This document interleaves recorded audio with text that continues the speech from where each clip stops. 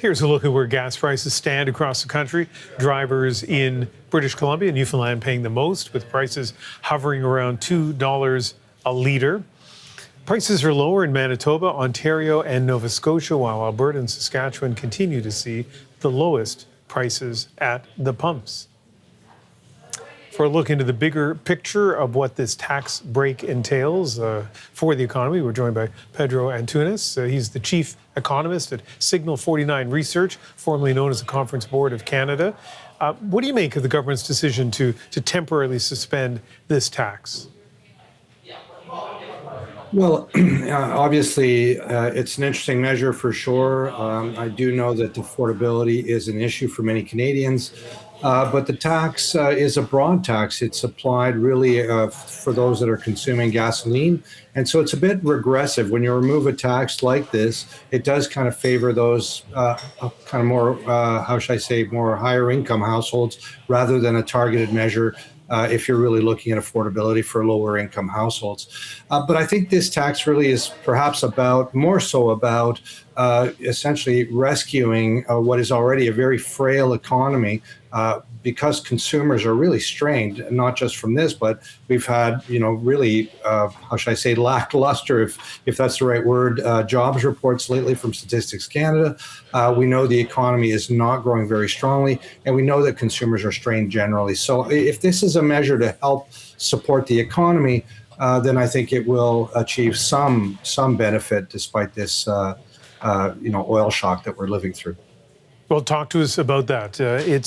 It's a lot, or it's a little bit, depending on your perspective. A lot for people who will be paying that much less at the pumps if, in fact, gas retailers pass this on to consumers. A little bit when you look at how much gas has gone up lately, because of world events. So what impact do you think it will have on the economy? Well, we're going to see the impact on inflation numbers right away. In fact, those numbers will come out next week from Statistics Canada. We saw what happened in the U.S. So already in March, essentially a 20-30% increase in gasoline prices. We're talking about 20-30 cents. And that is going to show up. In the U.S., it was about a 1 percentage point hit to the month-over-month inflation numbers. We can expect something similar here in Canada. So this will take some pressure off of oil prices and gasoline prices and inflation as we get into, essentially as we get into April and the coming months. It's not going to offset completely, obviously, what's happened with the energy shock that we're living through, but it will help, and it's putting some money back into households' hands.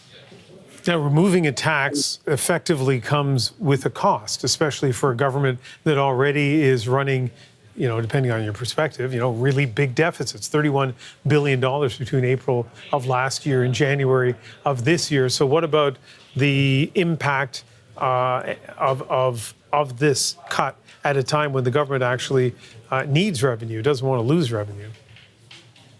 Well, absolutely. I do think that if we take this together with the oil price shock that we've just, that we are now living through, that oil price shock for Canada, obviously it's hurtful to consumers and consumers across the board, but it does improve the price of oil that we're selling onto markets. And we are a net exporter of oil. So there is a substantial benefit, mostly in terms of royalties that accrue to provinces. We already feel like Alberta is going to be in a much better fiscal situation than it talked about in its budget. We'll have to see where the federal government comes in and lands on essentially in April, at the end of April, on their spring update. But if you take this tax cut together with the increase in oil prices on a net basis, it might not be that hurtful to the federal government's fiscal situation. It will certainly help some of the provinces that are oil producers. So people who are watching can decide what impact this is going to have on the politics of this, how they'll feel about the federal government. From your position as an economist, how would you, what's the bottom line here for you as you assess what the government's done?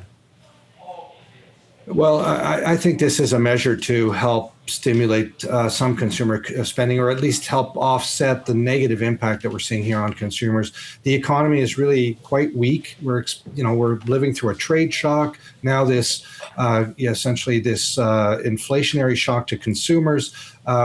We've seen the employment numbers over the last few months. It's not looking very strong. And I think really this is a measure to help support some growth in the economy. It will also be a relief, I think, for the central bank here, as they are very worried.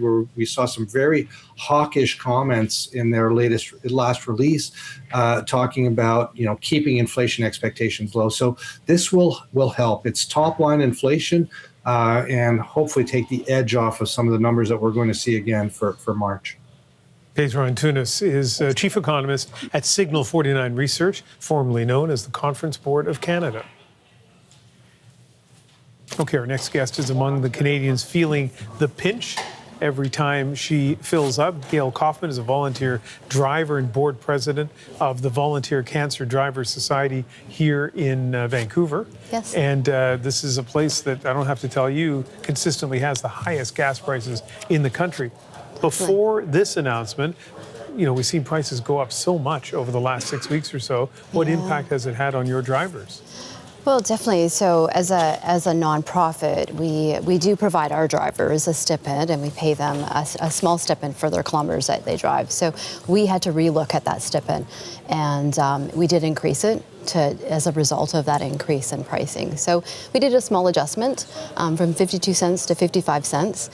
Every cent that we do adjust means a cost of about $12,000 more that we need to fundraise, because we're fully supported by donations and grants. So you arrived at that 52 cent a kilometer, I guess, reimbursement based on what you thought was a fair amount of reimbursement for the drivers. So to increase it from 52 to 55, did not reflect the percentage increase in the price of gas. So the drivers must have been bearing the brunt of that.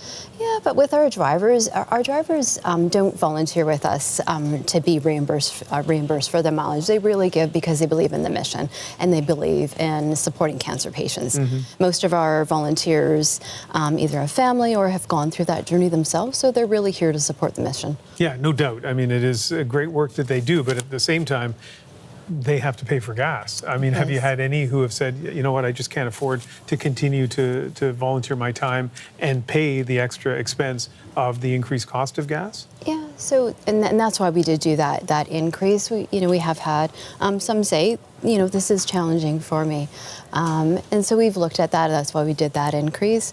But you know what, we have amazing volunteers. So they are volunteering their time, and actually about 30% of our volunteers actually donate back that stipend that we provide them. So with that rise, we're managing it. We're trying to manage it, but like any other nonprofit, there is some impact. So we try to look at it on a more positive side. What can we do to support our drivers? Yeah, no, fair volunteers? enough. And so your reaction to what the federal government's doing here? Oh, very positive. This has a positive impact on not only ourselves but all other nonprofits, and we're optimistic that hopefully we know it's until Labor Day. Hopefully that'll go longer, but at least it gives us a bit of a reprieve, and maybe we can look back at what the stipend is that we are paying out, because we want to be really mindful on the monies that we do collect in from grants and donations, and use that as prudently as possible. And because really our mission is we want to make sure that we can always take cancer patients to their treatments and make sure they get there. Tell me a little bit just before we go about how much driving your volunteers do. Oh, so last year alone we did over 1 million kilometers. And this year we know we'll bank over that. We're already up year over year. We see a steady increase in what that need is. And for us, we don't just service the lower mainland or Vancouver.